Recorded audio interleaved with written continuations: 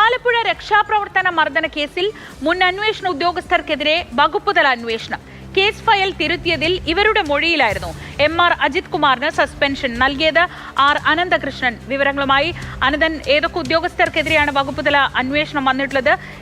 ഇവർ ഈ ഓഫീസിലെത്തി രേഖകൾ തിരുത്തി എന്ന് പറയുന്ന അടക്കമുള്ള ഉദ്യോഗസ്ഥരാണ്.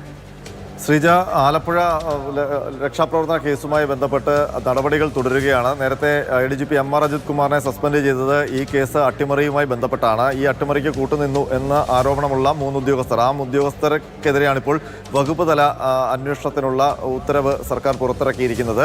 ഈ 3 ഉദ്യോഗസ്ഥരുടെ മൊഴിയായിരുന്നു ഈ കേസിൽ അട്ടിമറി നടന്നു എന്ന് SITക്ക് ബോധ്യപ്പെട്ടത്. MR അജിത് കുമാർ ഇടപെട്ടാണ് കേസ് ഡയറി അടക്കം തിരുത്തിച്ചത്.